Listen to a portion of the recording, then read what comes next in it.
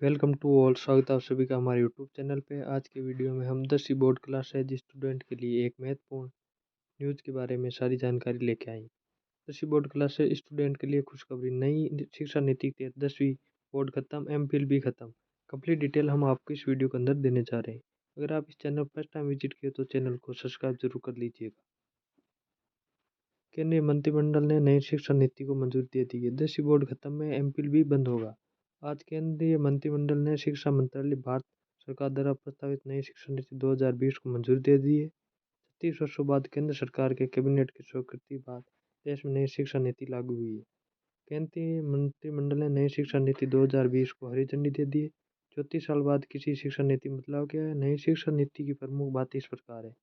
शिक्षा संरचना होगी 5-3-3-4 फॉर्मूला। 5 वर्ष मूलतः फाउंडेशन शिक्षा,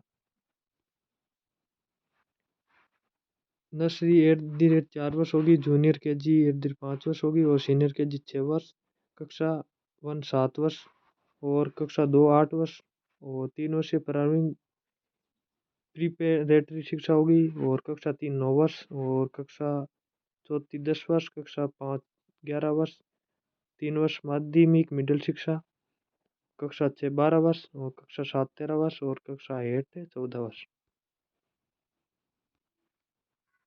4 वर्ष उच्च माध्यमिक सेकेंडरी शिक्षा, कक्षा 9 15 वर्ष, कक्षा 10 एसएससी 16 वर्ष और कक्षा 11 FYGC 17 वर्ष और कक्षा 12 SYGC 18 वर्ष।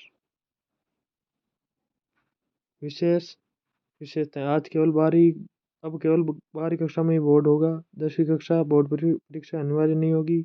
एमफिल MPL को भी समाप्त कर दिया जाएगा। कॉलेज की डिग्री अब 4 वर्ष की होगी। अब 5वीं तक की पढ़ाई मातृभाषा, स्थानीय भाषा या राष्ट्रीय भाषा में होगी। अंग्रेजी को एक विषय के रूप में पढ़ाया जाएगा। 9वीं से 12वीं तक सेमेस्टर प्रणाली लागू होगी। कॉलेज की डिग्री अब 3 या 4 साल की होगी। 1 साल बाद सर्टिफिकेट मिलेगा, 2 साल बाद डिप्लोमा और 3 साल बाद डिग्री।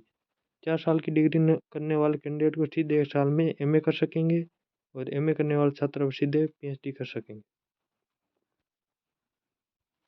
अगर कोई छात्र एक कोर्स के बीच में दूसरा कोर्स करना चाहता है तो उसे कुछ समय के लिए ब्रेक लेकर ऐसी करने की अनुमति होगी। उच्च शिक्षा में प्रवेश दर GER 2035 तक 50% करने का लक्ष्य है। उच्च शिक्षा में कई सुधार किए जाएंगे जिसमें शैक्षणिक, प्रशासनिक और वित्तीय स्वायत्तता शामिल होगी। ई कोर्स क्षेत्रीय भाषा में शुरू कर दिए जाएंगे। वर्चुअल लैब्स विकसित की जाएगी। राष्ट्रीय शैक्षिक तकनीकी मंच NETF की स्थापना की जाएगी। देश भर के सरकारी, निजी और डीम्ड संस्थानों के लिए एक समान नियम लागू होंगे। अगर ये वीडियो आपको पसंद आए तो वीडियो लाइक करें, शेयर करें, कमेंट करें। इसी तरह जानकारी के लिए इस चैनल को सब्सक्राइब जरूर करें।